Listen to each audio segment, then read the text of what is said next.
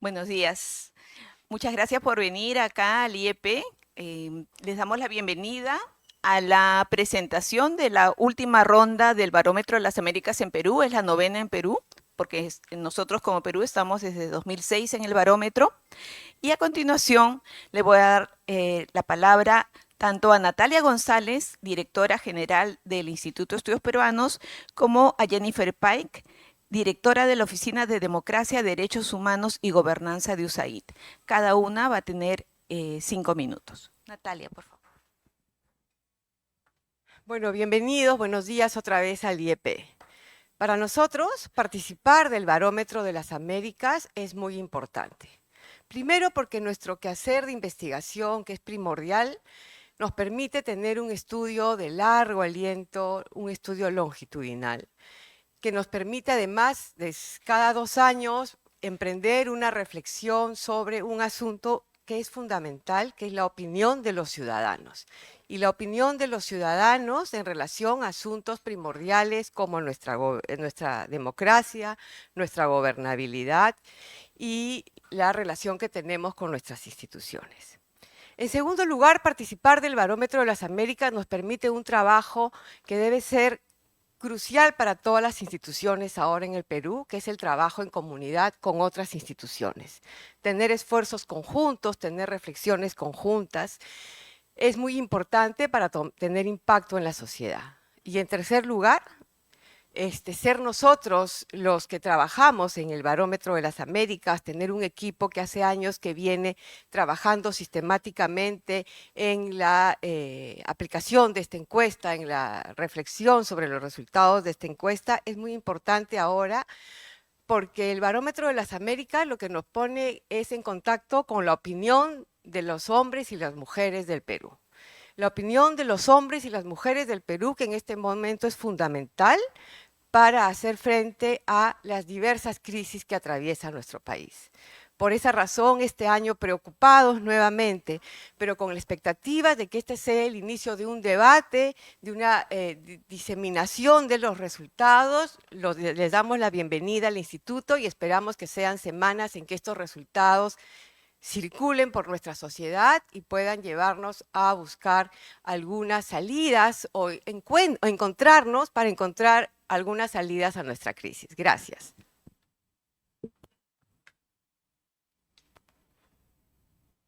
Gracias, Natalia. Muy buenos días a todos y todas. No, ahora sí, sí, ok. Es un placer estar aquí esta mañana y compartir con tantas personas la presentación del Barómetro de las Américas para el año 2024. Muchas organizaciones han participado en este esfuerzo regional. Ya son más de 26 países de América que forman parte de este estudio. Mi agradecimiento a la Universidad de Vanderbilt por liderar desde hace más de 20 años esta iniciativa regional y al Instituto de Estudios Peruanos por liderar este esfuerzo en Perú. La Agencia del Desarrollo Internacional USAID está feliz de apoyar el Barómetro de las Américas, un estudio que captura la voz de los ciudadanos en las Américas para medir los valores y comportamientos democráticos en países de la región. Los métodos estandarizados y el cuestionario central común que se emplea permite comparaciones válidas entre países y a lo largo del tiempo sobre temas que incluyen la economía, el Estado de Derecho, la capacidad estatal, la confianza en las instituciones, los valores individuales, la lucha contra la corrupción y los efectos de la corrupción y la seguridad, entre otros. Todos son temas actuales y relevantes por su influencia positiva o negativa en el desarrollo de las sociedades democráticas fortalecidas. El Barómetro de las Américas es una herramienta esencial para USAID guiando el desarrollo de estrategias, el diseño de nuestros programas y la evaluación de contextos operativos. Además de alertar a los responsables de las políticas públicas y otras agencias de cooperación internacional sobre desafíos críticos. El barómetro proporciona a los ciudadanos información detallada sobre comparaciones con otras naciones de la región. En conjunto, estas perspectivas enriquecen nuestras discusiones sobre la calidad de la democracia y nos ayudan a abordar desafíos como la corrupción, el autoritarismo, y la polarización.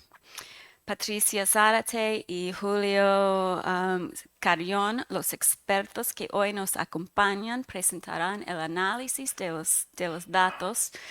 Los invito a utilizar los resultados en sus investigaciones, en la planificación de proyectos futuros y en la formulación de políticas públicas. Muchas gracias por acompañarnos hoy.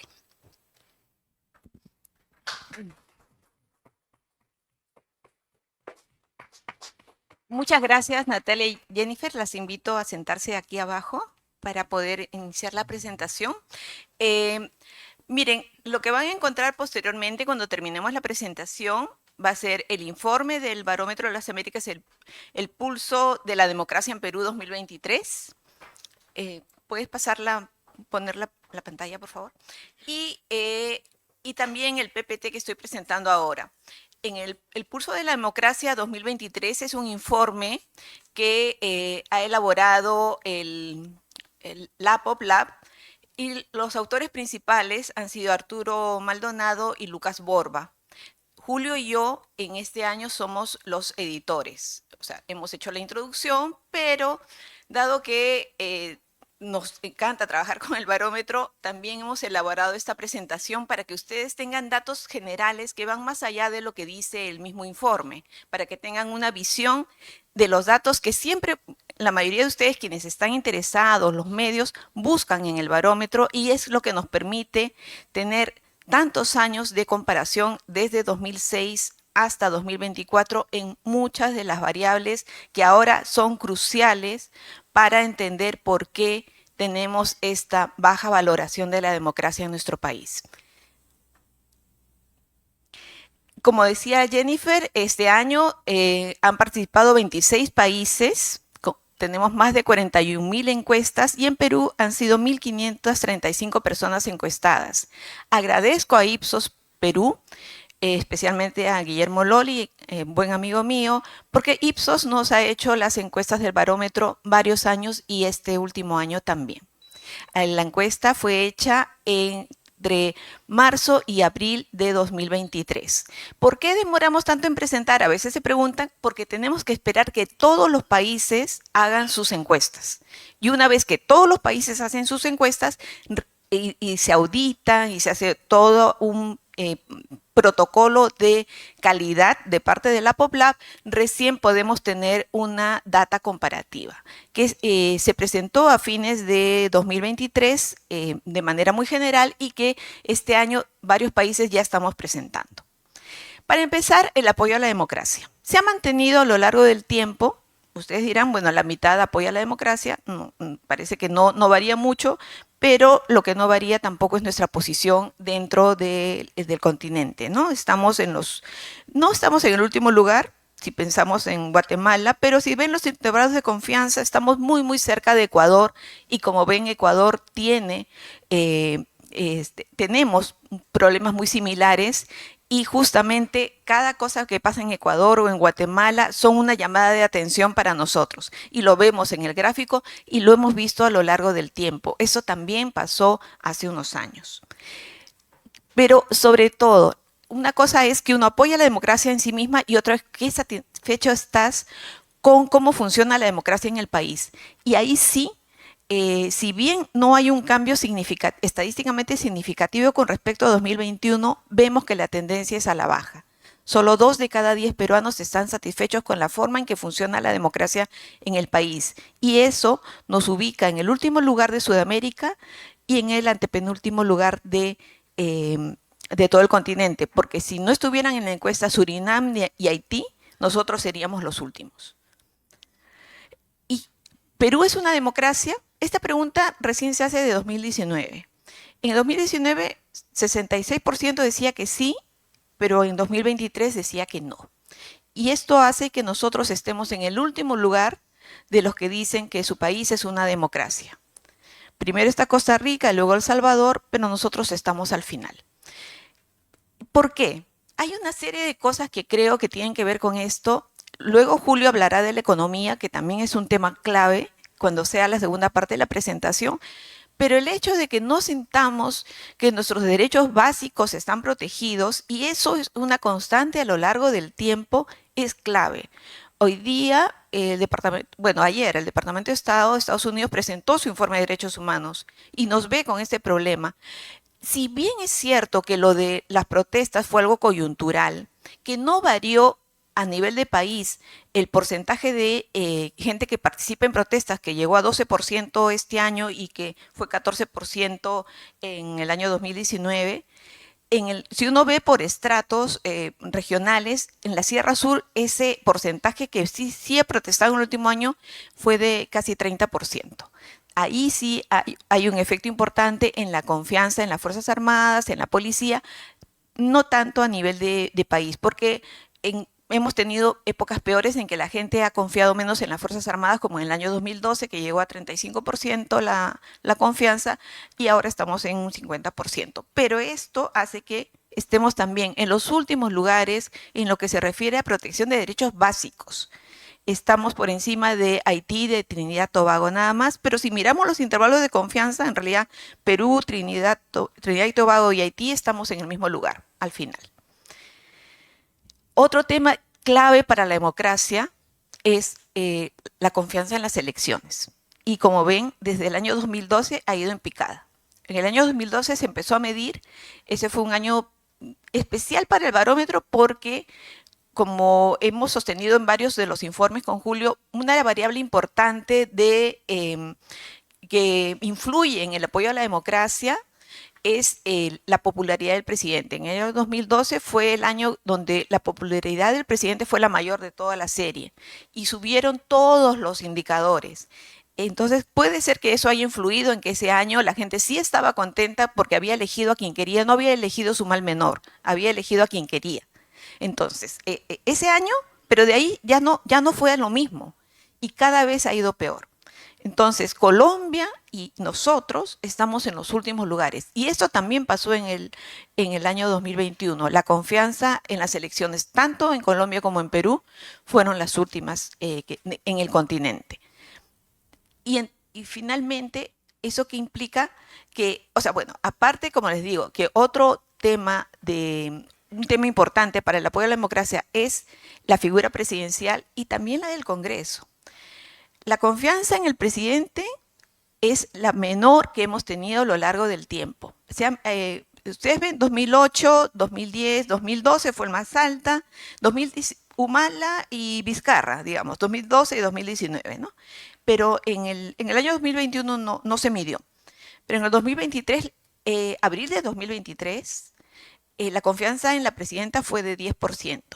Y eso ha hecho que a nivel de todo el continente sea la presidenta menos valorada, ¿no? Donde existe la menor confianza. El Salvador es un caso muy especial, que requiere un estudio, obviamente tiene un estudio en sí mismo, pero es bien interesante lo que pasa en El Salvador, que es muy parecido a lo que pasaba en Perú a fines de los 90 con Fujimori.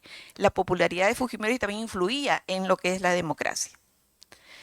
Que el gobierno nacional hace lo correcto fue en 2021 fue 34%, en 2023 21%. La gente no cree que el gobierno, no solo la presidenta, sino el ejecutivo, no está haciendo lo correcto, y eso también nos ubica en el último lugar con relación al resto de países del continente. La confianza en el Congreso también la más baja de todas las mediciones que hemos tenido, con 7%, muy similar a las cifras que el IEP ha ido dando a lo largo del tiempo. Y también, si nos comparamos con el resto de países del continente, obviamente ahí sí el intervalo de confianza está muy lejos de todos los demás. Claramente estamos en el último lugar. Por eso es que somos el país donde en mayor medida se justifica el cierre del Congreso. Lamentablemente eso es una medida antidemocrática, que fue la más alta en el 2019, meses antes del cierre del Congreso efectivo, y eso también nos ubica en el primer lugar de países que apoyan el cierre del Congreso. Entonces, ¿pero qué pasa? El Congreso se supone que nos representa. Pero miren, la mayoría de las personas, no la mayoría, pues sí, solamente el 28% cree que, a los que gobiernan el país, tanto Congreso como Ejecutivo en general, el gobierno, le interesan las opiniones de nosotros. Eso es una variable que casi no varía mucho, entre 20 y 28% si vemos la serie, pero también nos hace ver como uno de los países donde menos se cree que que nos hacen caso. Eso. Entonces, todo confluye en este tema de la adhesión democrática que podemos tener. Y ahora voy a dar el pase a Julio Carrión, que es, mientras Julio se conecta y él mismo va a pasar la información. Yo lo único que les quiero decir es que Julio Carrión y yo hemos estado desde el año 2006 en esto. ¿Ya está? Perfecto. ¿Pueden escucharme? Patricia.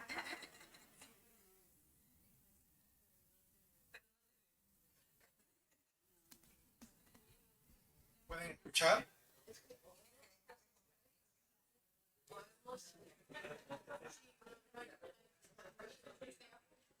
Patricia.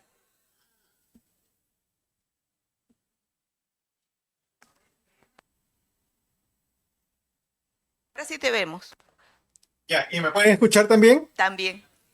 Ya, perfecto. Entonces, porque no, no me podía escuchar a mí mismo. A ver si ahora voy a hacer compartir la pantalla. ¿Me avisas si se ve bien? ¿Se ve Sí, bien? sí. Perfecto. Entonces voy a ponerlo en modo de presentación. ¿Se ve bien? ¿Todo perfecto? ¿Puedo empezar? Empieza. Gracias. Bueno, muy agradecido por la participación, la oportunidad de estar aquí, ¿no? Haciendo una nueva presentación de la Ronda del Barómetro de las Américas, especialmente en este año que es tan importante para el IEP, los 60 años de fundación, y estoy muy, muy contento de que Patricia y yo sigamos en esta colaboración que ya tiene casi 15 años, ¿no? En las rondas del Barómetro de las Américas. La parte que voy a presentar, espero que no me tome más de 10 o 15 minutos. Es muy simple, pero a la vez bastante problemática, porque básicamente lo que voy a presentar es que hay una profunda crisis de representación política en el Perú, que hay una muy baja confianza ciudadana en los medios de comunicación, que hay una creciente preocupación ciudadana por la situación económica. Un gran porcentaje de la población considera que su situación económica ha empeorado. Voy a también mostrar que en la última ronda de la encuesta muestra una alta percepción de inseguridad y de corrupción en el país, y también a un muy bajo nivel de confianza interpersonal, confianza en los otros miembros de la comunidad política en el país, ¿no? Entonces, básicamente eso es lo que voy a presentar de manera relativamente breve. Quisiera empezar diciendo que Patricia, Jorge Aragón y yo vamos a aprovechar esta riqueza de datos que el Barómetro de las Américas y otras encuestas que hemos hecho con USAID a fines de los años 90 y a comienzos de este siglo. Estamos interesados en escribir ¿no? un pequeño trabajo sobre la evolución, los cambios y las continuidades en la opinión pública peruana.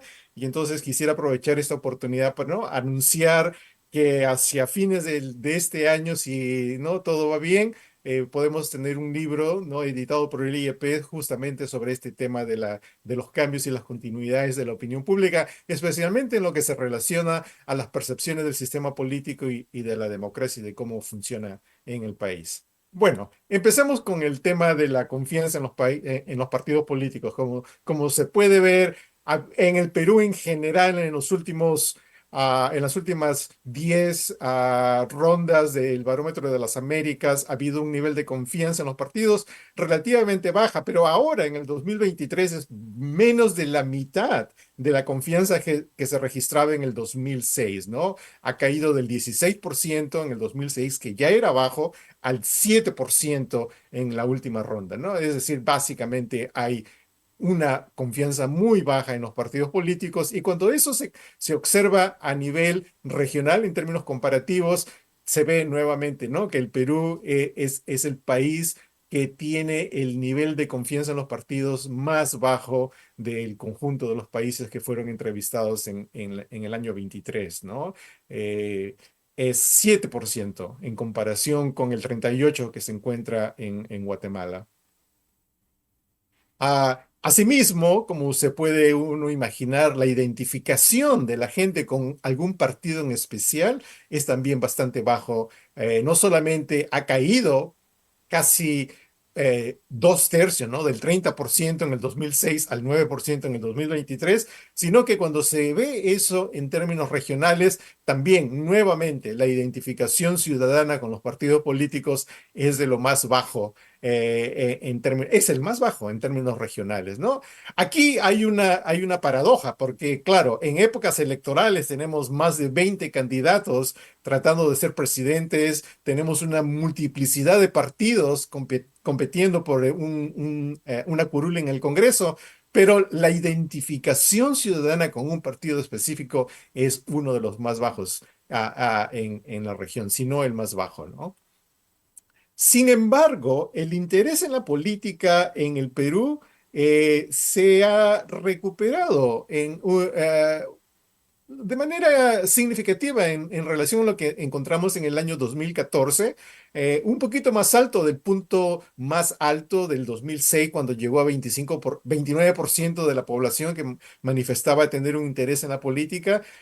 Ahora encontramos un 36%, ¿no? Es decir, que esta crisis de representación, este desencanto con los partidos políticos, no significa que la gran mayoría de la población esté desinteresada en la política, ¿no? Es cierto, 36% no es la mayoría, pero es uno de los porcentajes más grandes que hemos registrado desde que se hacen las encuestas del Barómetro de las Américas en el Perú, ¿no? En términos comparativos, el interés en la política en el Perú está, digamos, en el tercio superior, ¿no? No es tan alto como en el de Brasil, pero obviamente, a diferencia de los cuadros anteriores donde veíamos que el Perú se encontraba en el último o en los últimos lugares, aquí está por encima del promedio en términos del interés en la política. Ahora bien, cambiando el tema de la confianza ciudadana en los medios de comunicación, ¿no? Aquí lo que vemos también es una caída significativa de la confianza ciudadana en los medios de comunicación, ¿no? Ya en la encuesta del 2021 se había registrado esta caída del 42 al 29% y ha continuado en la última ronda al 25%. Solo el 25% de la población manifiesta tener un nivel de confianza alto o muy alto en los medios de comunicación. Nuevamente, en términos regionales, el Perú se encuentra, si no en el último lugar, en el penúltimo lugar en términos de la confianza en los medios de comunicación, ¿no? Lo cual genera una serie de preguntas que tal vez en la conversación o en los comentarios, ¿no? Uno puede tratar de entender, ¿no? ¿Por qué esta caída de ciudadana en la confianza ciudadana en los medios de comunicación? Ahora pasemos al tema de la economía, ¿no? Es decir, durante los últimos 10 años, el Perú no fue considerado un país relativamente exitoso en términos económicos. Y de una u otra manera eso se reflejaba en las encuestas, ¿no? En el año 2012, apenas el 18% pensaba que la economía nacional había empeorado en relación al año anterior, ¿no? 18%. Ahora, comparen ese 18% del 2012 con el 80% que asegura o piensa que la situación económica nacional ha empeorado en relación al año anterior, ¿no? Es decir, es un porcentaje altísimo, lo cual muestra un grado de preocupación con la situación económica nacional bastante significativo, ¿no? Nuevamente es uno de los porcentajes más altos, detrás solo del de Argentina, ¿no? Donde están teniendo una situación de inflación por encima del 100%, aunque ahora está cambiando eso relativamente un poco, pero en la época en que se hizo la encuesta, ¿no? El Perú estaba la mayoría de los peruanos tenían una opinión muy negativa de la situación económica nacional. En los temas de crimen e inseguridad no encontramos cambios muy significativos en relación a la encuesta previa, pero son también preocupantes, ¿no? Por ejemplo, un porcentaje mayor ahora que en el 2021 asegura haber sido víctima de la delincuencia en el año anterior. Ese 29% no es tan alto como el registrado en el 2019, pero sin embargo es un porcentaje, ¿no? Significativo, especialmente cuando se le pone en comparación con los valores encontrados en otros países de la región, donde el porcentaje de gente que asegura haber sido víctima de un delito es entre los más bajos, ¿no? Es el cuarto lugar desde el punto más alto, que es Ecuador. En términos de la percepción de inseguridad, es también algo que ya como que no ha cambiado de manera significativa desde el 2014, pero es casi el 60%, casi el 60%. 6 de cada 10 de los entrevistados manifiestan un nivel de inseguridad en su barrio bastante alto, ¿no? Lo cual nuevamente pone al Perú en uno de los entre los países con mayor percepción de inseguridad ciudadana, solamente por encima de Ecuador y de Bolivia. Sobre la corrupción, ¿qué podemos decir? Es lo que ustedes se podrían imaginar, es decir, la percepción de corrupción entre funcionarios públicos, aunque ha caído 5 puntos porcentuales en relación al 2021, sigue siendo bastante alta, 75%, ¿no? De la gente piensa que la corrupción se encuentra generalizada o algo generalizada o muy generalizada, ¿no? Y esto nuevamente pone al Perú en el tercio superior en términos de la percepción de corrupción entre funcionarios públicos.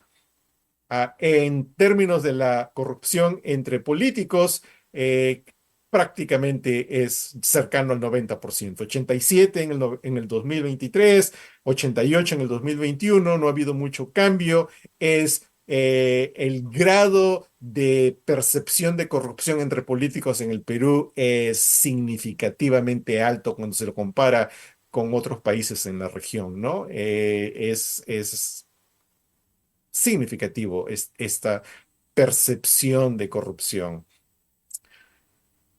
Cuando uno le pregunta al entrevistado acerca de la gente que vive por su barrio y si piensa que la gente de su comunidad es muy confiable, algo confiable, poco confiable o nada confiable, el porcentaje de confianza interpersonal es relativamente bajo, ¿no? Solo un 45% de los entrevistados piensa que la gente, que hay mucha o algo de confianza en otros miembros de la comunidad política, ¿no? Solo un 45%, lo cual pone al Perú nuevamente entre los países más bajos en la región en términos de confianza interpersonal.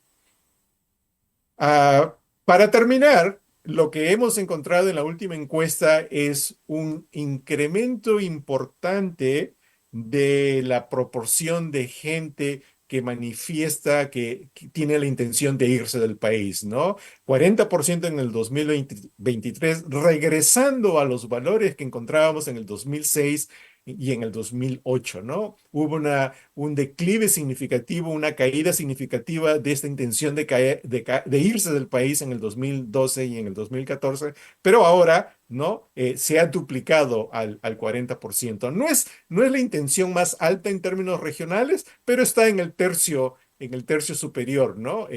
Claro, en comparación con Haití, donde casi el 80% de la gente quiere irse del país, no está ahí, es la mitad, pero es muchísimo más alto que proporción encontrada, por ejemplo, en Chile o en Brasil, donde está alrededor del 40%, del 20%, ¿no? Es el doble.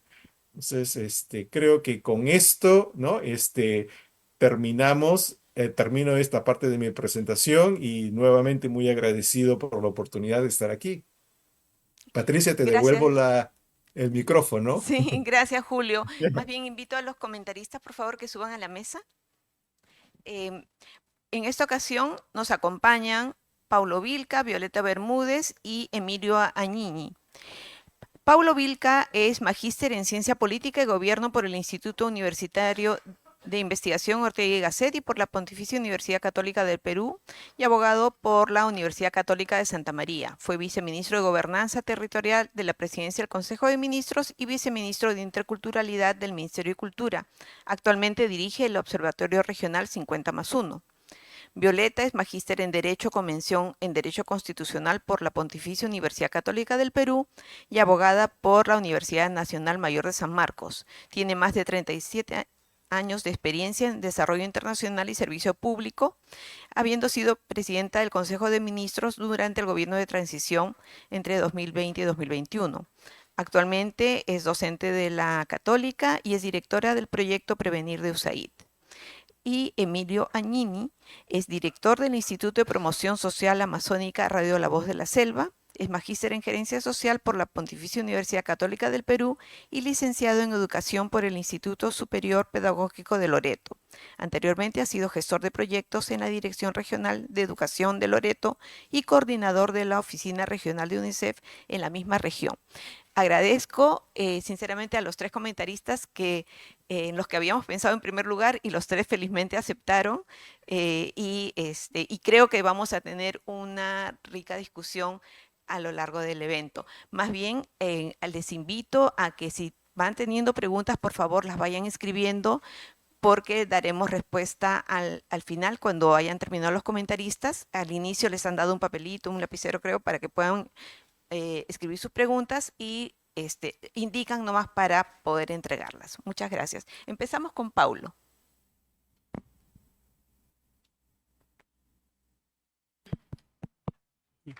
Sí, buenos días.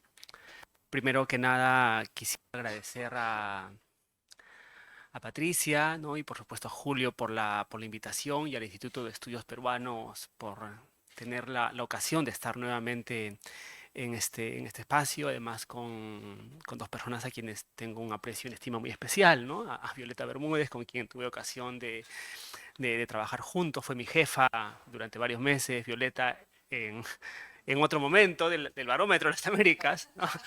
¿No? Y bueno, y a Emilio, con quien he tenido la ocasión de conversar varias veces en Iquitos, ¿no? Sobre nuestro país, ¿no? Entonces es un gusto estar acá.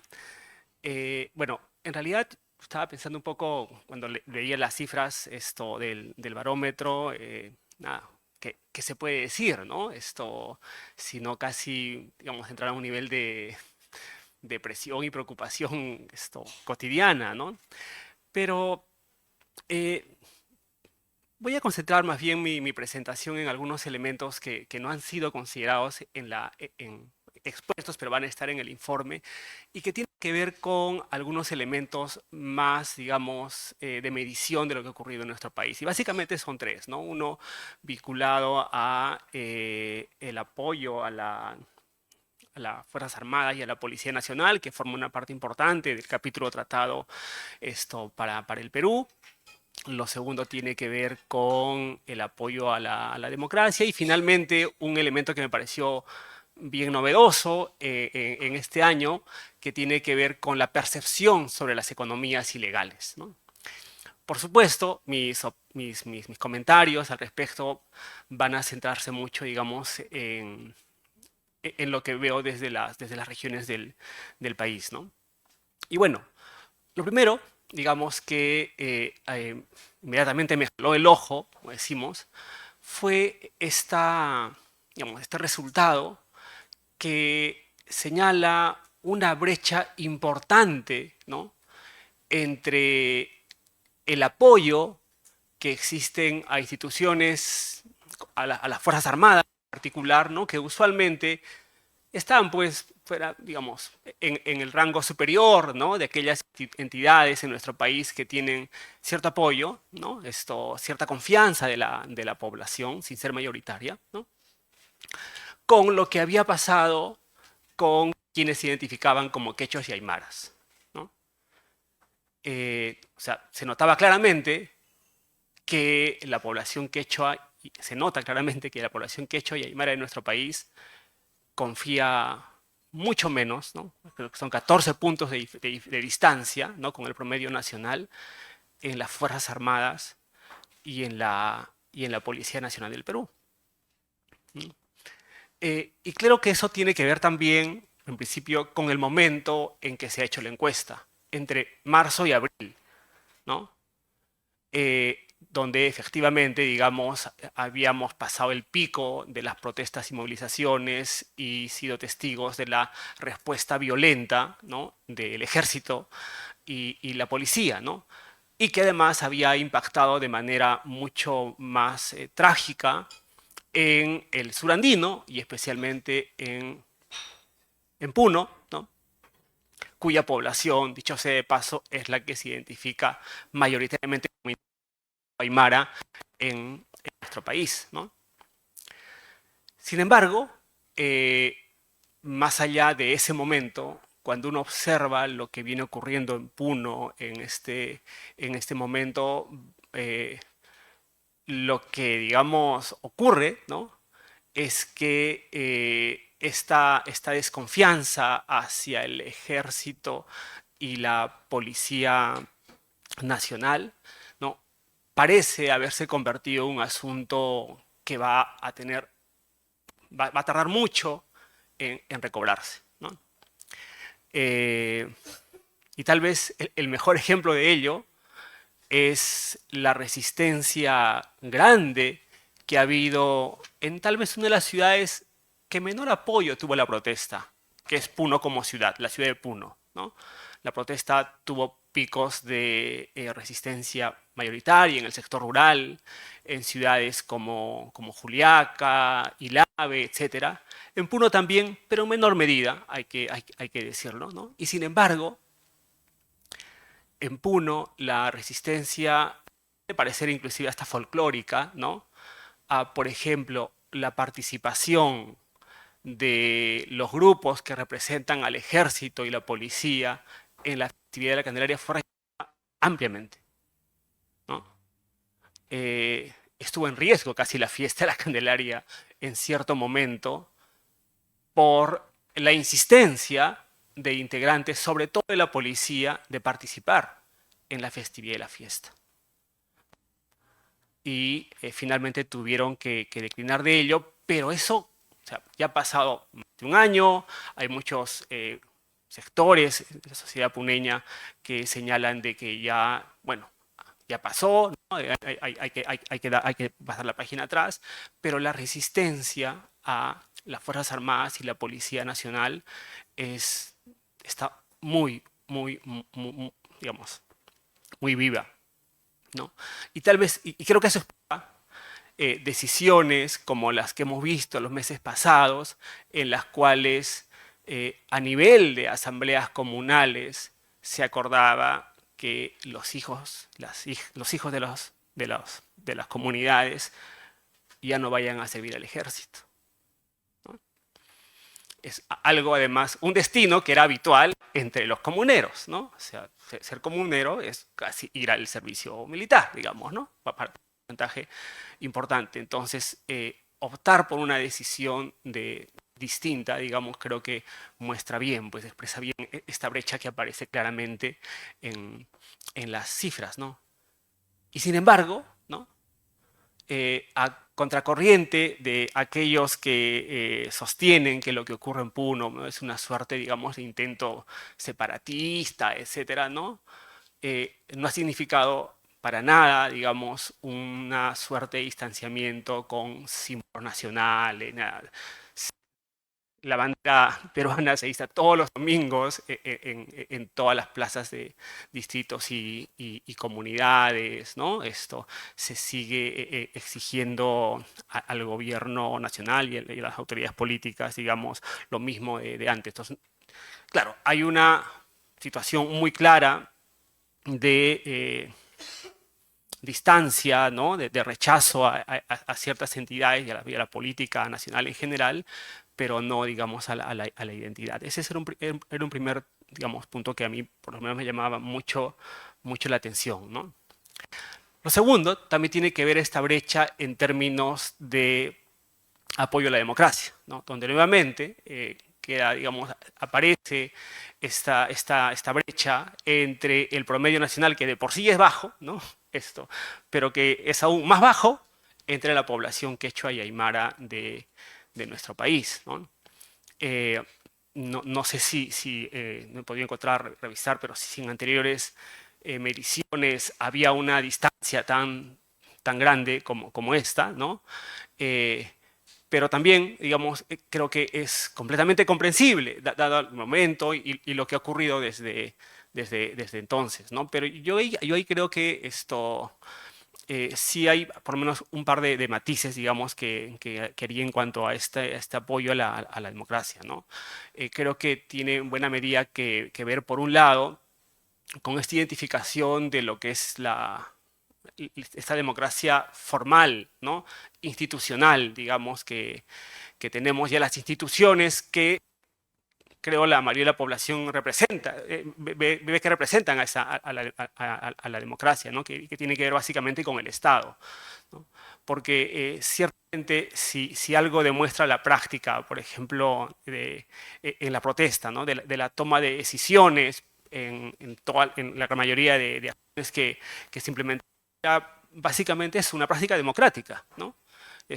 Toda la organización de la movilización se realizaba en términos, digamos, utilizando mecanismos democráticos que además están profundamente arraigados en la organización comunal, ¿no? Pero por otro lado, eso también me hacía recordar cuánto sentido tiene esta suerte de himno que se difundió durante los meses de la protesta, ¿no? Que es algo, digamos, muy simbólico de la visión que efectivamente se expresaron desde diciembre en adelante, ¿no? Además que es un ritmo musical muy puneño, ¿no? Muy altiplánico, como la Waka Waka, ¿no? Que se llama el Dina Asesina, ¿no? Está hecho en este ritmo, ¿no? Y bueno, y luego salieron muchas otras expresiones más, ¿no? En sayas, etcétera. Pero bueno, en fin, entonces, una letra, además que, claro, yo he estado tratando de indagar, buscar por dónde ha salido, y que parece que es como la protesta, autoconvocada la letra, ¿no? Porque no hay alguien tampoco un grupo que se identifique como oye, nosotros hicimos la letra, ¿no? Entonces, pero creo que esos párrafos, pues, expresan bien, digamos, esto que también se recoge en el barómetro de las Américas, ¿no? Pero junto a ello, también, digamos, junto a estas dos brechas, en todo caso, me hacía pensar mucho en esta distancia que creo se ha hecho un poco más grande, tal vez, ¿no? Entre Lima y las regiones, ¿no? Y que se ha expresado, creo que se expresa políticamente, digamos, se va a expresar políticamente también, ¿no? De por sí, digamos, creo que somos conscientes de que en el caso del sur de nuestro país, ¿no? Yo hablaba, siempre recuerdo esto, hablaba con Jesús Manya, quien varios de ustedes conocen, ¿no? Sobre el Cusco Rojo, ¿no? Y en realidad, digamos, lo que no es que Cusco sea rojo, Cusco es anticentralista, ¿no? Solo que en la visión, digamos, de quienes están en el centro, ser anticentralista, pues es ser eso, ¿no? Es rojo, ¿no? Entonces y sí, ya ese anticentralismo, creo, ya no es solo anticentralismo, ¿no? Sino es una suerte, digamos, de sensación, percepción generalizada, sobre todo en el sur del país, vuelvo a decir, ¿no? En el que, digamos, ya no es que sea solamente Lima, ¿no? Anti-Lima, ¿no? Sino es como que ya, Lima que vaya por su lado, ¿no? Y en cualquier caso, que se preocupen por Lima los gobernadores y alcaldes, pero nada más, ¿no? Y finalmente, ya en el minuto que me queda, algo que también me ha llamado mucho la atención el trabajo para el caso de Perú es esta percepción sobre las economías ilegales, algo que además uno lo puede observar cotidianamente, ¿no? Y es que hay un porcentaje importante de la población que responde afirmativamente a la pregunta de si considera que las economías ilegales han favorecido el desarrollo de la región, ¿no? O sea, si son importantes para la región, y creo un 13, no sé, 13, 15% me parece que dice que sí, ¿no? Y claro, es completamente comprensible, ¿no? Cuando uno ve cómo funcionan las economías en muchas partes de nuestro país, y aquí ya no solamente en el sur, sino en general en el territorio nacional, donde, sobre todo, diría yo, actividades extractivas como la minería, por un lado, ¿no? Que ya no es solamente extracción de oro, sino de cobre y otros minerales más, ¿no? O actividades como el contrabando, que además, cuya legitimidad, voy a poner entre comillas, es algo que lo conocemos desde hace mucho tiempo en regiones como Puno, ¿no? En Puno, ¿quién no ha hecho contrabando, ¿no?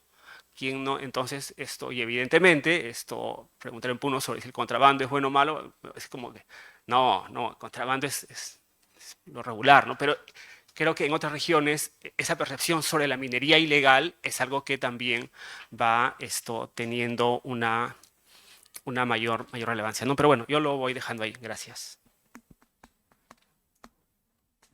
Gracias, Paulo. Le doy el pase a Violeta Bermúdez. Tienes 12 minutos, Violeta. Muchas gracias, Patricia. Muy buenos días con todos y todas. A pesar que el Congreso no quiere que usemos el femenino, seguiremos usándolo. Entonces, buenos días. Gracias al Instituto de Estudios Peruanos por invitarnos a hacer algunos comentarios al Barómetro de las Américas, en concreto al pulso a la democracia en el Perú. En primer lugar, yo quisiera señalar que estamos ante una herramienta de gran utilidad porque no solamente nos presenta percepciones, actitudes, valoraciones de la población en el año 2023, sino que lo hace a través de un recorrido histórico. Como bien ha señalado Patricia, son 9 oportunidades en las que se han hecho preguntas similares y que nos pueden dar una mirada retrospectiva de cuál ha sido la valoración y cuál es la valoración de la democracia, no solamente en el Perú, sino en contraste con otros países de América Latina. Como bien se señala en la introducción, este tema, y un poquito para invitarlos e invitarlas a leerlo, esta encuesta, este reporte nos analiza o nos presenta el análisis de temas cruciales para la democracia. Y ya Paulo, con quien también tengo el gusto de estar en esta mesa, al igual que con Emilio, ha comentado uno de ellos en profundidad, que es precisamente el tema de la confianza en las fuerzas del orden en el contexto de la brutal represión de finales del 2022 y los primeros meses del 2023. también contiene información importante sobre percepciones de la corrupción, la experiencia directa con la corrupción de parte de la ciudadanía y, por supuesto, el tema tan crítico de economías ilegales. Solamente por hacer un apunte, se estima que por lo menos el 28% del oro que se exporta proviene de la minería ilegal. Y aquí en la encuesta, para darles un avance, precisamente la minería ilegal es considerada como un movilizador de las economías locales, ¿no? Asimismo, el informe nos presenta actitudes frente al cambio climático, que curiosamente las actitudes sí muestran una gran preocupación frente al cambio climático, sin embargo, también una poca atención de las políticas públicas. Y un conjunto de temas vinculados a la discriminación de género, discriminación racial y la disposición ciudadana frente al matrimonio igualitario, ¿no? Unas pinceladas de estos temas.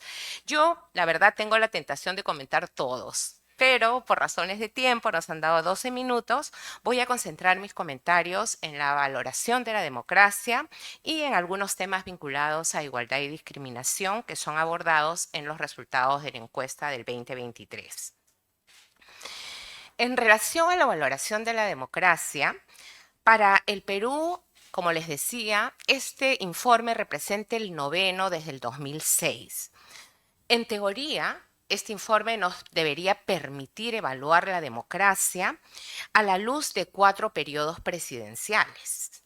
Pero, usando las palabras de Dahl, lo que en realidad nos muestra la democracia real es que hemos tenido 8 presidentes de la República en 4 periodos gubernamentales, 6 de los cuales han ejercido la titularidad del Ejecutivo en los últimos 2 periodos gubernamentales, en específico en los últimos 7 años.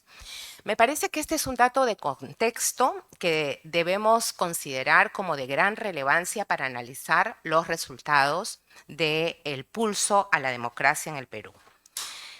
El barómetro reporta que el apoyo a la democracia en el Perú desde el año 2006, como nos lo ha mostrado Patricia esta mañana, se ha mantenido, si hacemos un promedio entre todos los años, en un 55%, con 2 picos bastante alentadores. Uno en el año 2008 de 63% y otro en el periodo 2012-2014 de 60%. Estos periodos gubernamentales fueron liderados por los presidentes García y Humala.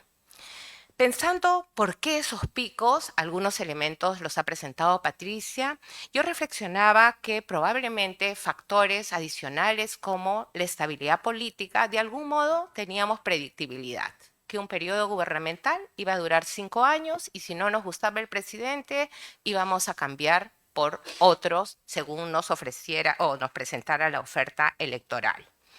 Pero también, revisando un poquito la historia de aquellos años, en el periodo especialmente de Humala, se implementaron políticas, ¿no? Políticas sociales de gran relevancia para un sector importante de la población, precisamente el sector menos favorecido, personas que se ubican dentro de lo que se considera la pobreza y pobreza extrema. De hecho, Humala creó el Ministerio de Desarrollo e Inclusión Social, dándole un puntal importante a los programas sociales. Pienso que estos resultados también han favorecido una relación positiva o una valoración positiva de la democracia. Entonces podríamos decir que 2 elementos importantes para valorar la democracia tienen que ver con la estabilidad política, la estabilidad económica y también el que se impulsen programas sociales para los sectores menos favorecidos especialmente. En otras palabras, buscar o tener un gobierno que se oriente a la satisfacción de las necesidades de la gente. Una relación de democracia con necesidades ciudadanas. Sin embargo, al 2023, este apoyo apenas supera el 50%, 51% en específico según nos lo han presentado, siendo el valor más bajo de respaldo a lo largo de los 9 reportes. Esto tiene relación directa también con otro tema que ha presentado Patricia y es la satisfacción con la forma de funcionamiento de la democracia en el Perú. En promedio, si analizamos todos los reportes, el 33% de los encuestados expresó su satisfacción a lo largo de todos estos años, desde el 2006, con un hito en el año nuevamente 2012, 52%. Sin embargo, si vemos comparativamente los reportes de los diferentes años, vemos que a finales del gobierno de Humala, en el 2014-2016, la satisfacción con la democracia empieza a decrecer. Ahí se termina con un 38%, pero el decrecimiento acelerado empieza en el 2017, de un 31% hacia un 19% en el reporte último, el 2023. Precisamente apenas se iniciaba una crisis política, que yo diría la última crisis política que no acaba, ¿no?, que hemos tenido y que nos condujo a contar con 6 presidentes desde entonces y 390 congresistas, porque no olvidemos que hemos tenido 3 congresos en 2 periodos de gobierno, ¿no? Entonces, no solamente hemos tenido una movilidad en el Ejecutivo, sino también en el Legislativo. Evidentemente, ¿qué cosa es lo que marca esta situación? Desde mi punto de vista también, esto está marcado por un cambio en la gestión del Congreso. Analizamos siempre el Poder Ejecutivo, pero el Congreso del 2016, el que ingresa en el periodo 2016 y que debía acabar en el 2021 y que terminó antes por el cierre constitucional del Congreso, ese Congreso pretende dar un giro, desde mi punto de vista, a nuestro sistema democrático. Nosotros tenemos un sistema democrático presidencialista. Eso es lo que dice la historia constitucional peruana desde la primera Constitución. Sin embargo, se pretende introducir elementos parlamentarios para el control del poder, que van desdibujando nuestra democracia. Otro elemento que los datos de esta encuesta nos permiten abordar. Evidentemente, con todos estos elementos, el funcionamiento de la democracia no merecería ser valorado porque ni siquiera cumpliría con una de sus condiciones o elementos esenciales, como es garantizar cierta estabilidad, cierta predictibilidad política, al menos en la presidencia de la República, al menos en el Poder Ejecutivo, que es quien tiene que atender los servicios públicos e implementar las políticas públicas. Porque cada cambio de gobierno o cada cambio de presidente implica cambio de ministros, viceministros, directores, jefes de organismos públicos. Siendo absolutamente conservadora, por lo menos en cada cambio de gabinete se movilizan 200 personas. Y esto es absolutamente conservador. Estoy pensando en viceministros, estoy pensando en secretarios generales y gabinete de asesores. No estoy pensando en más cambios. Solamente como anécdota, yo para preparar estas notas para hoy, revisaba que desde el año 2016 hemos tenido 17 presidentes del Consejo de Ministros. 17. Como soy una persona positiva, dentro de estos 17 estuvimos 3 mujeres. 3 de las 7 mujeres que hemos ejercido este cargo en los 200 años de República. Hay que sacar algo bueno de todo esto, porque si no uno se deprime.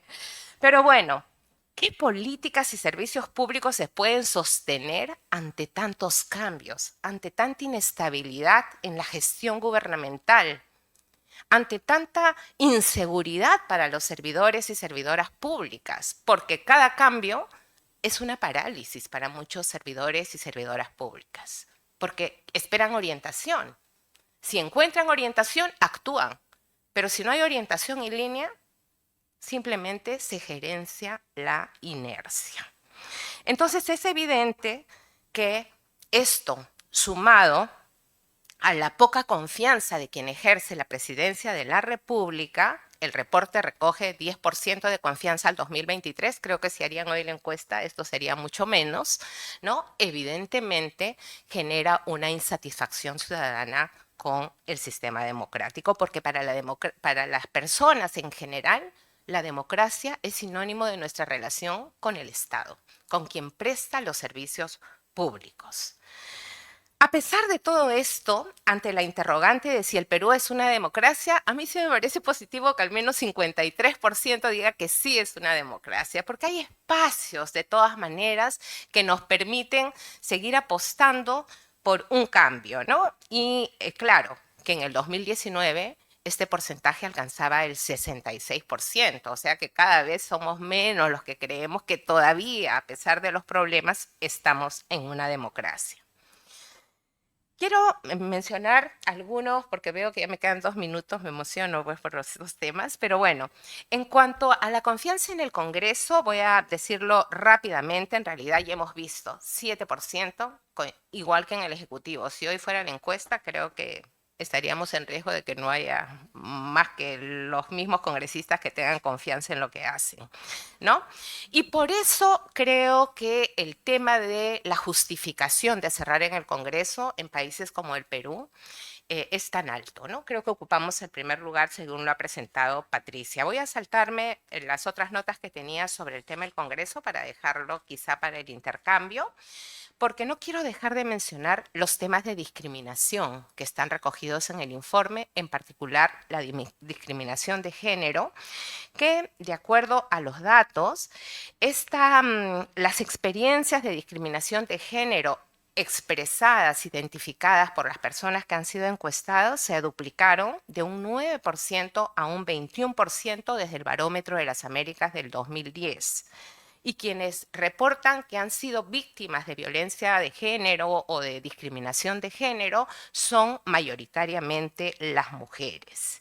Yo coincido aquí con el análisis que hace la introducción del reporte, que evidentemente estas cifras no significan necesariamente que se esté reportando una mayor discriminación de género, sino por el contrario, es un dato positivo que nos indica que las personas tienen más conciencia de lo que significa discriminación de género porque lo reportan tanto mujeres como hombres, ¿no? Entonces, esto para mí es un resultado muy importante, pero que también es el resultado de las políticas de igualdad promovidas por diversos poderes públicos, no solamente el Poder Ejecutivo, el Poder Judicial, en su oportunidad el propio Congreso de la República, pero sobre todo es el resultado del esfuerzo de la sociedad civil, especialmente de las organizaciones feministas, que hace más de 40 años han llamado la atención sobre los problemas de discriminación de género.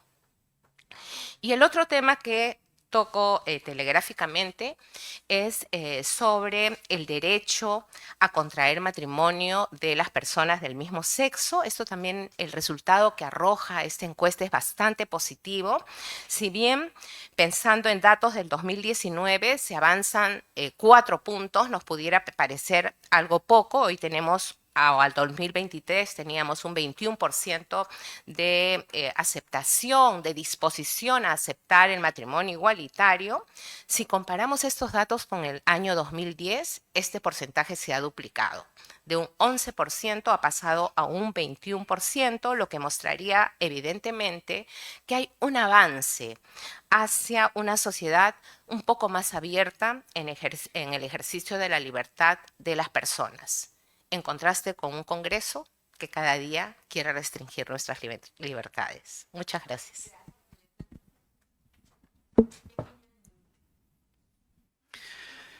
Muy buenos días.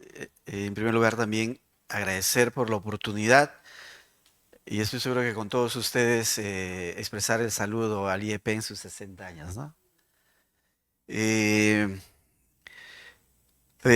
hecho, como lo ha mencionado Violeta, hay muchísimos temas que el barómetro nos plantea y uno quisiera caer a la tentación de poder comentarlo todo, pero probablemente por en lo que uno anda, de donde uno viene, hay algunos temas que habría que resaltarlo. Lo primero, la institución en la que trabajo su fuerte es medios de comunicación. Radio La Voz de la Selva, 52 años, que venimos teniendo presencia en toda la Amazonía. Igual que estoy seguro que muchos de los que están acá y que también están en medios, el dato que refleja o que presenta el barómetro con relación a medios de comunicación nos tiene que hacer no solamente preocupar, sino también hasta llorar, ¿verdad, Clara? Porque por lo menos en los últimos casi 20 años, desde que el barómetro empezó a levantar información sobre opinión en relación a los medios de comunicación, ha disminuido esta credibilidad en casi la mitad, ¿sí? Es decir, lo que en el 2006 estaba bordeando el 50%, o sea, 50 personas o 5 personas de 10 que podían reconocer a los medios de comunicación como fiables, esto se ha reducido este 2023 pues a la mitad, ¿no? Al 25%. Y yo me atrevo a decir que en estos 20 años es la peor crisis de credibilidad que tenemos los medios de comunicación. O sea, la peor crisis en su fiabilidad, en su credibilidad, en poder decir confiamos en los medios de comunicación. Creo que a nivel nacional todos nos hemos ido acercando a diferente información, pero lo que está pasando en Loreto, y estoy seguro pasa en la mayoría de las regiones, es que los medios de comunicación son o ya se han convertido en una portátil de los gobiernos, ¿no? O sea, es simplemente permanente información a favor, de respaldo, de resaltar, de enaltecer esa figura, ¿no? de los gobernantes. Y eso tanto a nivel local como a nivel regional. Pero lo último, creo que de los últimos años, por lo menos se ha visto en esta última quinquenio, es allá en Iquitos, en Loreto, por una parte los empresarios ligados a actividades de construcción compran o alquilan medios de comunicación total, ¿sí? Un personaje muy reconocido a nivel nacional, que ha sido congresista y 2 veces, o por lo menos aspira nuevamente a ser gobernador, él capta y controla y alquila, o sea, y de ser posible con 5 años de anticipación, medios de comunicación, ¿no? Pero lo último es empresas ligadas a actividades extractivas, llámese petróleo y probablemente inclusive minería ilegal, también están haciendo suyo los medios de comunicación. Ya instalados, o sea, ya son empresas instaladas, pero que se contrata eso con 3, 4, 5 años con anticipación alquilado y lo tienen a su disposición, ¿no? Para promover una figura hacia una posible o inevitable, irreversible candidatura en perspectiva inmediata dentro de 2, 3 años más, o ya sea para generar corriente de opinión a favor de actividades extractivas o en contra de sectores que promueven defensa del territorio, defensa del medio ambiente, promoción de acciones contra el cambio climático y cosas por el estilo. Creo que ciertamente hay que no solamente conmovernos y preocuparnos, sino plantearnos eso como un reto, la necesidad de retomar estos espacios y hacer que la credibilidad en ese sentido nuevamente se pueda revertir significativamente, ¿no? Lo otro que quisiera también referirme, permítanme estos, es, claro, hay una disminución significativa en relación al apoyo a la democracia y hay una disminución significativa, alarmante, en relación a la confianza por la democracia, ¿no? Pero también hay un dato del barómetro que hace mención en relación a la atención a los derechos básicos, ¿no? Y eso también, en promedio, en los últimos 20 años, no llega ni a la cuarta parte, ¿sí? Entre el 2006 y el 2023, que ha tomado datos el barómetro, ni la cuarta parte de la población en el país siente que tiene un Estado protector, pero protector en el sentido más amplio e integral, ¿no? No solo con relación a la seguridad, no solo con relación bueno, a situaciones de crisis que se pueden dar, sino a la atención a servicios esenciales y fundamental.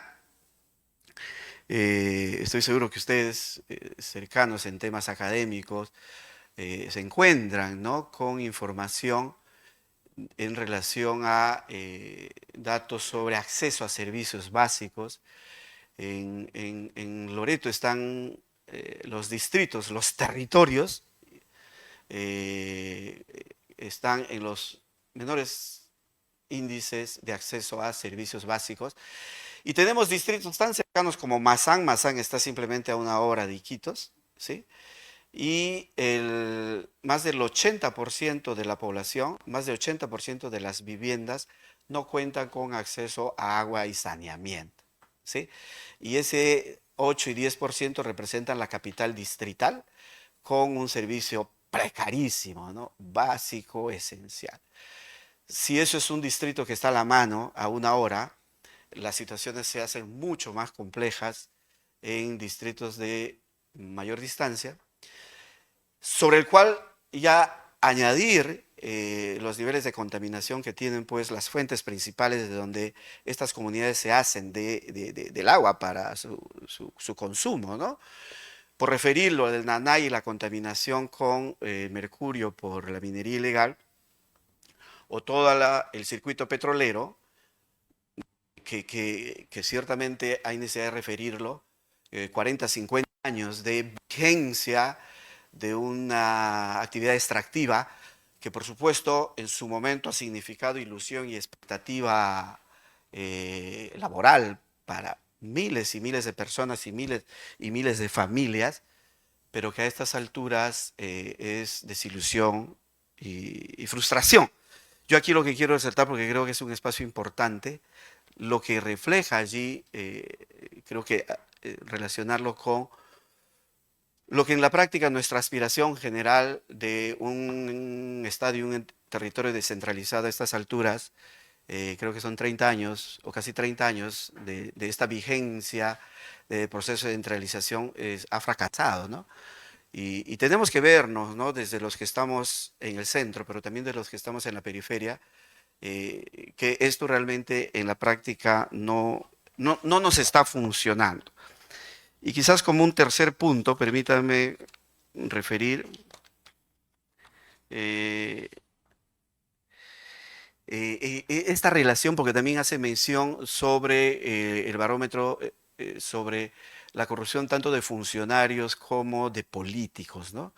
Yo puedo referir que este es un tema álgido y creo que también ya hay necesidad de sacudirnos y diciendo fuertemente que esta es una tendencia que pareciera a estas alturas es inevitable, la irrupción y la presencia y la toma de las economías ilegales, ya no solamente en las sociedades, sino también en los estratos políticos, ¿no? Lo que vemos ahora mismo a nivel del Congreso, se da referencias en Loreto que autoridades principales están promoviendo proyectos de leyes a favor o para legalizar la minería ilegal, ¿no?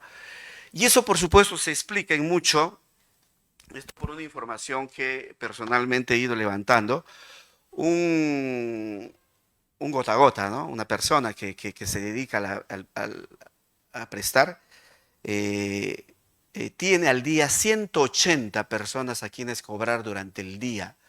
Y normalmente cobra 10 soles. 10 soles se va cobrando, ¿no?, mañana y tarde. Se distribuyen 90 en la mañana y 90 en la tarde, así se organiza. 10 soles significaría que en solo un día tiene 1.800 soles que recoge. Hay un patrón principal, tengo referencias de alguien que en una mesa así, inmensa cantidad de dinero juntado, ¿no?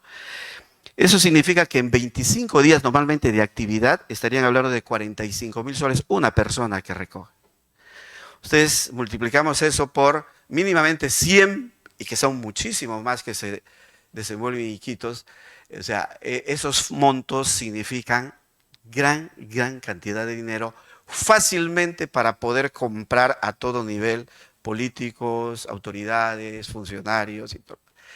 Sí, en Iquitos y en Loreto en general, las economías ilegales referidas a minería, referidas a narcotráfico y referidas a tal ilegal principalmente, e inclusive a invasiones de terrenos, ya es muy fuerte y su presencia y su posicionamiento social, económico y político es altamente relevante. Creo que he cumplido mi hora. Muchas gracias.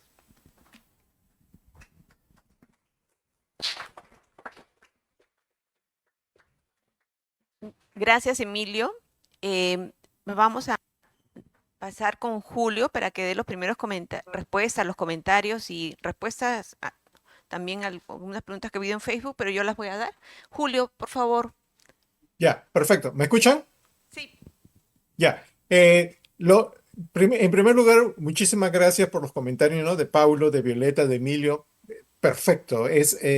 Cada uno de sus comentarios no solamente es comentario del texto, pero ofrecen una mirada e información muy interesante que realmente enriquece la discusión de hoy día, ¿no?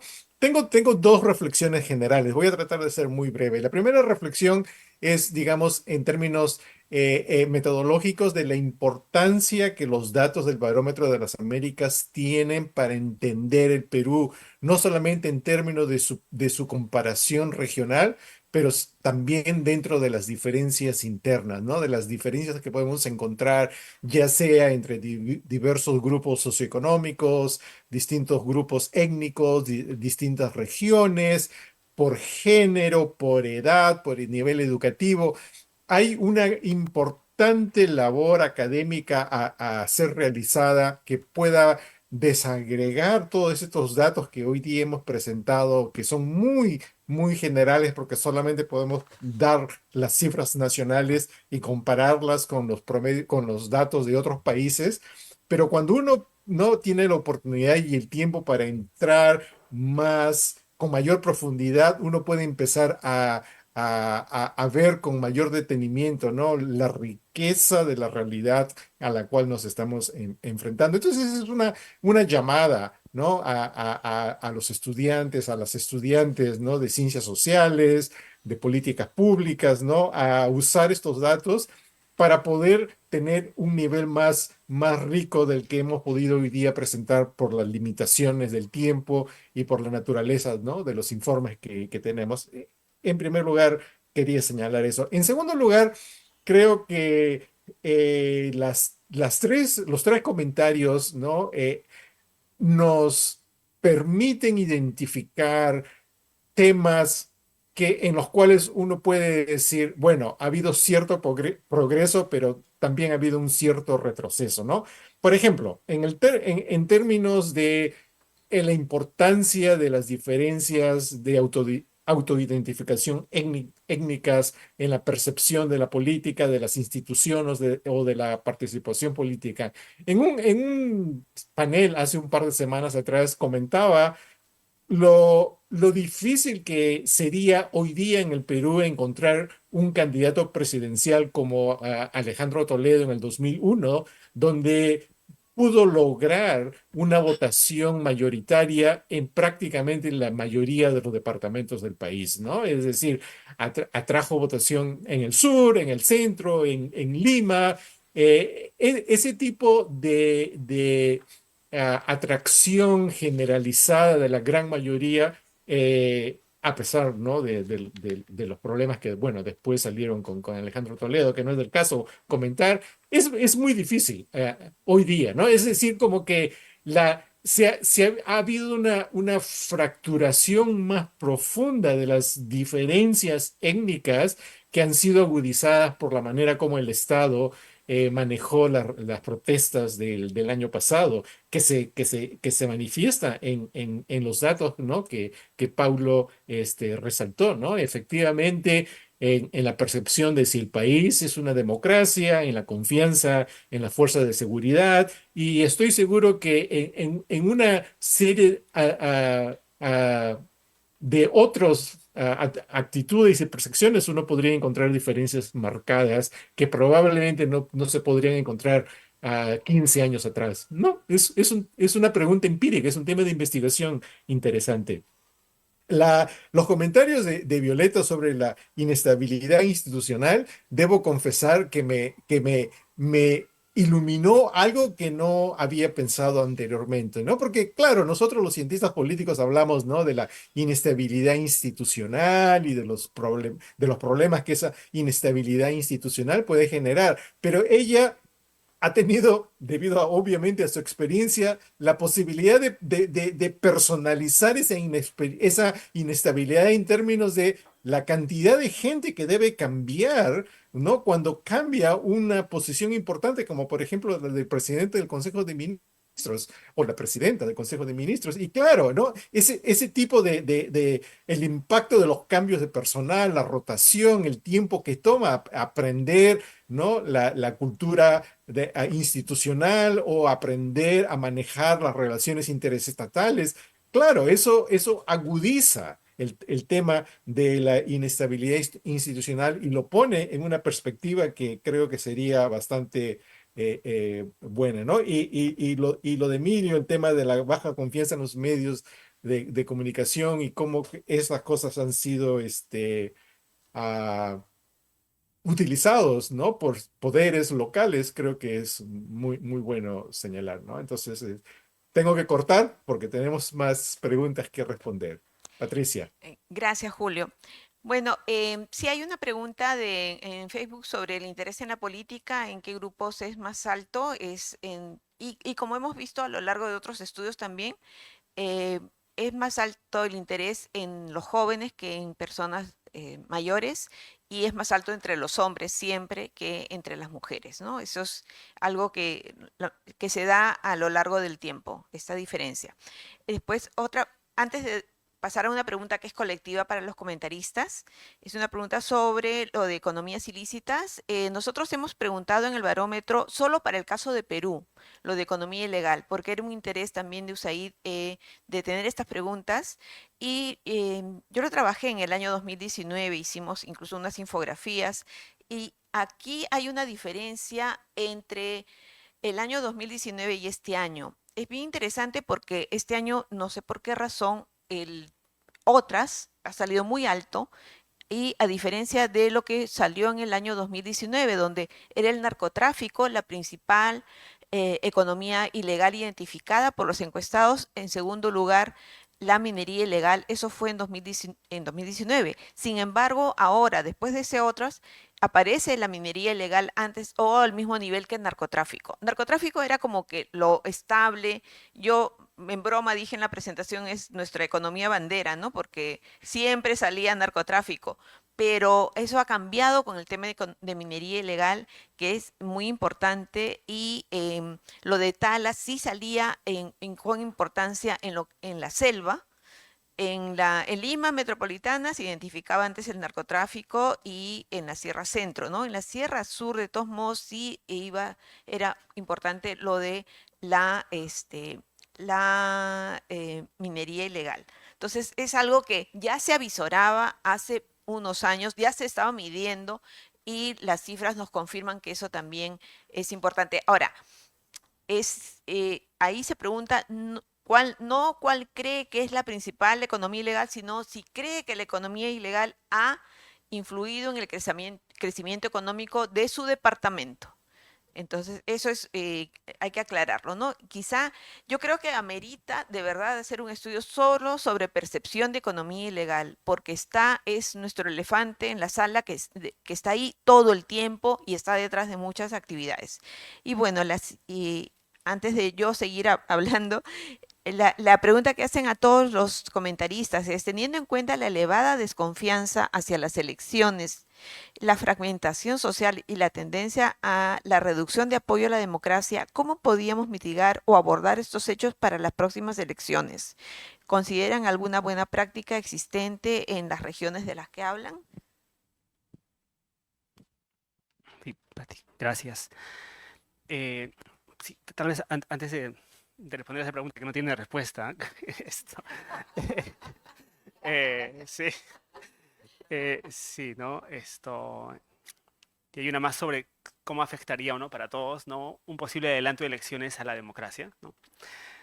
Yo quería complementar una idea que me surgía, ¿no? Al leer el texto, pero también en relación a algo que hacía alegrar a Violeta, ¿no? Sobre que a pesar de todo esto había un apoyo todavía mayoritario a la democracia, ¿no? Entonces eh, y tal vez eso es importante preguntarse, ¿no? Sobre exactamente cuál es la percepción de democracia que tenemos, ¿no? Esto, podemos seguir hablando de democracia luego de casi 50 personas fallecidas en protesta y sin que haya ningún tipo de sanción, rendición de cuentas, ni responsabilidad política sobre esta, ¿no? En todo caso, ¿qué tipo de democracia exactamente es la que estamos teniendo, ¿no? Y por otro lado, también pensaba en otro dato que está en el barómetro, ¿no? Y que tiene que ver con la discriminación, ¿no? Donde decían que más o menos un tercio, 34% de personas se ha sentido discriminada alguna vez, ¿no? Pero esa cifra subía a 49% cuando se le preguntaba a la población quechua y aymara, ¿no? O sea, la mitad se sintió discriminada. Y eso me hacía recordar que durante los meses de enero y febrero, aquí en Lima, cuando uno estaba en mediaciones donde se realizaban las movilizaciones y las protestas, tener el DNI de un puneño, como es mi caso, ¿no? Esto era inmediatamente motivo de revisión, ¿no? Cateo, ¿no? Simplemente porque uno estaba caminando y tenía pues el DNI donde decía Puno, ¿no? Entonces, claro, bajo esas circunstancias y muchas más, me parece que es mucho el apoyo, ¿no? A un sistema que tolera todo este tipo de prácticas y, digamos, comportamientos casi normalizados, ¿no? Y ahora, a diferencia tal vez de otros momentos, expresados de manera mucho más clara, ¿no? Por autoridades, líderes políticos, ¿no? De cierta postura, ¿no? O sea, pues, todos hemos visto en las redes sociales las cosas que se dicen de los puneños, ¿no? Bueno, pero ya yendo al tema de la pregunta, ¿no? Sobre qué acciones se pueden imaginar para mitigar, ¿no? Esta situación, ¿no? Y entonces lo vinculo con la segunda pregunta, ¿no? Yo creo que un, un adelanto electoral, ¿no? Pese a los riesgos que seguramente uno existen, ¿no? No es una alternativa descabellada ni mucho menos, ¿no? Creo que, al contrario, ¿no? Un adelanto electoral puede ser una ocasión para por lo menos repartir las cartas, ¿no? Y en ese proceso electoral encontrar algún tipo de propuestas y coaliciones que puedan eventualmente representar una alternativa diferente, ¿no? Y además creo que esto evitaría un mayor deterioro del que estamos viviendo en este momento, ¿no? Entonces, seguramente hay algunos riesgos importantes, ¿no? De repetir y entrar a una suerte de ¿no? De volver siempre a lo mismo, ¿no? Pero yo soy un hombre con esperanzas, así es que ¿no? Creo que siempre empezar un nuevo juego da posibilidad de hacer las cosas de una manera diferente, ¿no? Pero lo segundo, y con esto acabo, perdón, sí, y lo segundo tiene que ver con, digamos, también, sobre todo de ciertos sectores y grupos que estamos muy interesados en la política, ¿no? Pero no practicamos la política, digamos, en términos por lo menos electorales y partidarios, ¿no? Yo conversaba hace una semana con un colega eh, y le preguntaba sobre las razones por las cuales no militaba en un partido político, ¿no? No voy a decir qué partido político, por cierto, no voy a, y básicamente, digamos, y además era un politólogo, ¿no? O sea, alguien que está, pues, metido en la política, digamos, toda su vida, ¿no? Y decía, no, yo no voy a militar en ningún partido. Y cuando, digamos, trataba de indagar las razones para ello, ¿no? Básicamente era, bueno, porque no me quiero desprestigiar, ¿no? Entonces, ¿qué te vas a desprestigiar, no? O sea, no te vas a desprestigiar más de los que están en la política actualmente, en todo caso, ¿no? Entonces, yo creo que eso, digamos, o sea, entrar a la política, ¿no? De una manera electoral, partidaria y tomando, digamos, todos los riesgos que ello implica, es casi un deber en nuestro país en este momento y especialmente para estos grupos, sectores que creo tenemos una visión que busca fortalecer la democracia y construir un país diferente para nosotros, ¿no? Gracias. Bueno, muchas gracias por las preguntas, los comentarios. Yo quisiera empezar con un dato importante que a veces nos olvidamos. En el Perú, nuestra experiencia democrática ha sido bastante limitada. Son los menos años de los 200 años de república en que hemos vivido dentro de un esquema que podremos considerar como democrático que dentro de esquemas autoritarios. Entonces, el autoritarismo está muy inserto en las autoridades, en las personas, en los funcionarios, etcétera, ¿no? Entonces, sí, esto es bien importante de tener presente. Nuestra experiencia democrática es históricamente bastante limitada. Entonces, podríamos decir que somos una suerte, para usar categorías más de la ciencia política, de democracia en transición, ¿no? No somos una democracia consolidada. Esto lo digo para responder a la pregunta cómo mitigar la reducción del apoyo a la democracia en las próximas elecciones. No hay que mitigar en las próximas, hay que hacerlo permanentemente, porque no tenemos esta cultura democrática inserta, vamos a decir, en nuestras venas todavía, ¿no? Entonces hay que hacer una práctica y un ejercicio democrático de manera cotidiana y para ello es fundamental la educación. Desconectamos la política de lo que es la formación de la ciudadanía. Y la formación de la ciudadanía no empieza a los 18 años, empieza desde la escuela, empieza en el hogar, en las familias. La formación de ciudadanos y ciudadanas empieza desde que nacemos, en realidad. Una familia que tiene valores de integridad, una escuela que inculca integridad, transparencia, respeto a los derechos del prójimo, va a generar ciudadanos y ciudadanas democráticas. Pero si tenemos un régimen educativo en el que no se permite ni siquiera ahora ya que los niños y niñas tengan acceso a una educación sexual, ¿no? O una información básica sobre su cuerpo, su sexualidad, ¿de qué ciudadanía estamos hablando, ¿no? Entonces, me parece fundamental que todos los seres humanos, todas las personas de países como el Perú, tratemos de insertar en nuestra vida cotidiana lo que significan los valores democráticos, el respeto a las personas, la no discriminación. Nos cuenta Paulo, por tener DNI de hoy día eres no solo discriminado, sino sospechoso hasta de terrorista, porque así los califican. Lo mismo pasaba en Ayacucho hace algunas décadas, ¿no? Y lo mismo pasa contra las mujeres, cuando las mujeres rurales, especialmente cuando hoy día denuncian un hecho de violencia contra ellas o cuando denuncia una niña de una zona alejada de una capital un hecho de violencia sexual que no merece ningún tipo de atención o respuesta pública.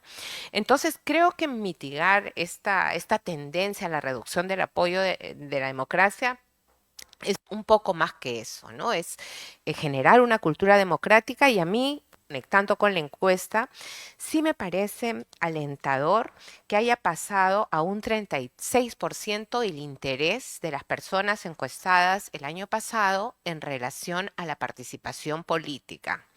Pero aquí hay una cosa que contrasta y que lo han comentado Paulo y yo lo quiero reforzar. Solo un 7% tiene confianza en los partidos políticos. En estos partidos políticos, será por eso que tantas personas interesantes están creando sus propias organizaciones políticas. Yo simplemente dejo la pregunta, ¿el atomizar la vida partidaria va a fortalecer la democracia? Yo sé que hay una aspiración de luego hacer una confluencia de centro, etcétera, pero generalmente cuando vienen los periodos electorales, estas aspiraciones se difuminan porque, reitero, tenemos una cultura muy personalista, muy individualista que tenemos que romper. Sobre todo que tienen que romper aquellas personas que quieren ejercer el poder, porque el poder es para servir y no para servirse de él. Gracias. El sábado, este fin de semana, en el marco del proyecto Conversa que desarrolla USAID, igual que en Loreto en otras 15 o 16 regiones, terminamos un programa con jóvenes que le llamamos Liderazgo y Democracia, en acción conjunta con el Vicariato de Iquitos y con el CAP, ¿no? Y hemos trabajado con los jóvenes, 30 jóvenes de distintos puntos de la ciudad, reflexiones sobre la democracia y en particular una linda reflexión sobre las dimensiones de la democracia y cómo se expresa eso en la vida cotidiana.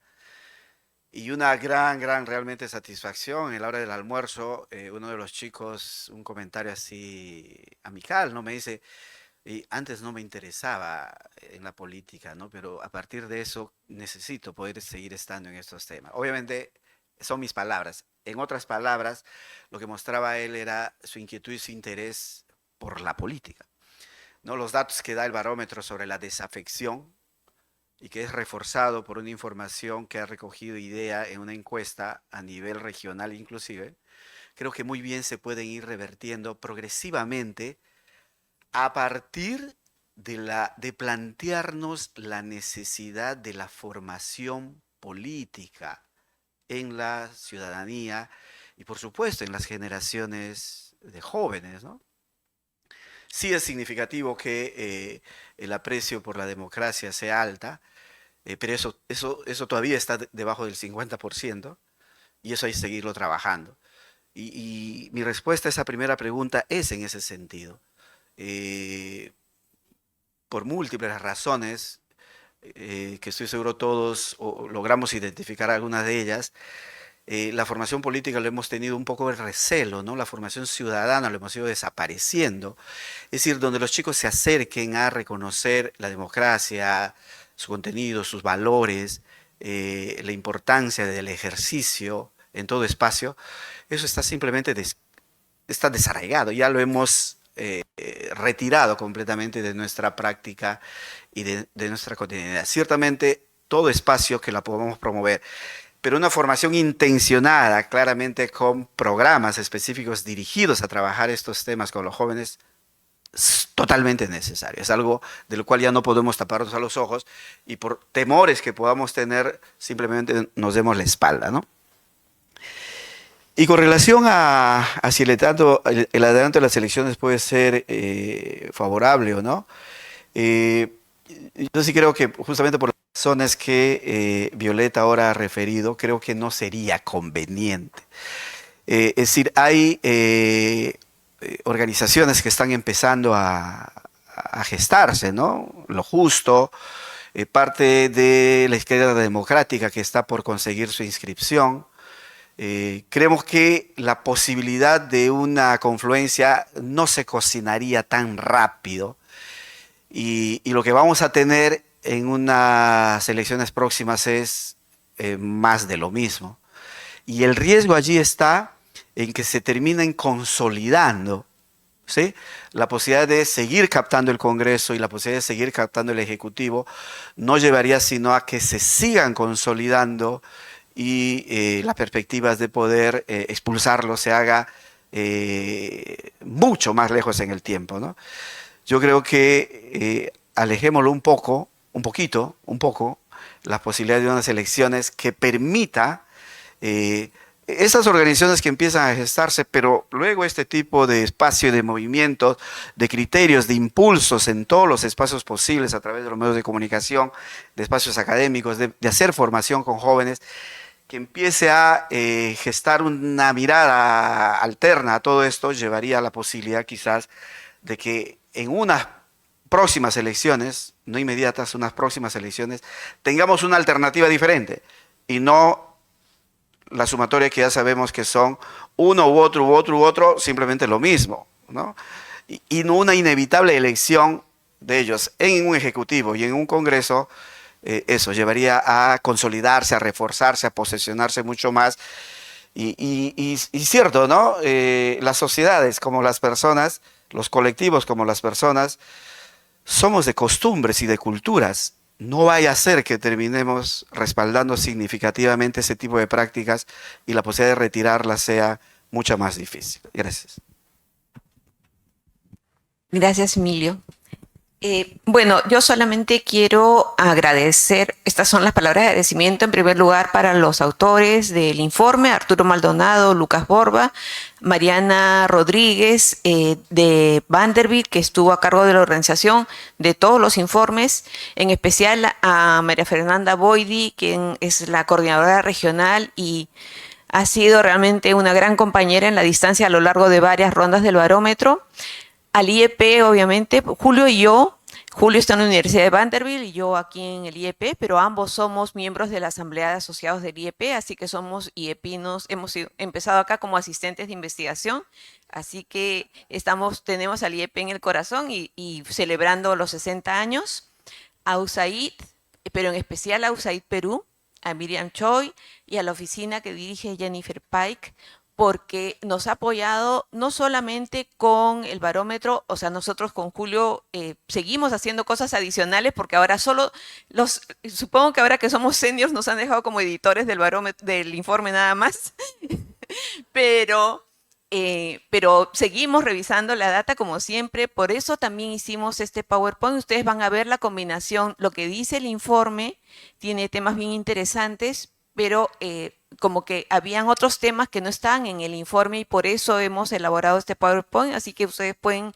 mirar ambas cosas en el dossier que ya subió el IEP, ya está todo en línea, lo pueden compartir, lo pueden difundir y bueno, nada más agradecerles a todos por su presencia, por su participación, a la APOP en especial y porque somos socios desde el año 2006, ya son muchos años, no nos damos cuenta del tiempo que está pasando, pero realmente esta herramienta es bien importante y como les dijo Julio, gracias a estudios que hemos podido hacer desde fines de los 90 con el auspicio de USAID Perú también, en temas de democracia, vamos a poder elaborar este libro junto con Jorge Aragón. Entonces, los tres estamos pensando publicar a fines de este año el libro, gracias también al apoyo del Fondo Editorial y del Instituto de Estudios Peruanos. Y les invito al patio a que puedan comer algo, conversar y seguir discutiendo estos temas. Muchas gracias.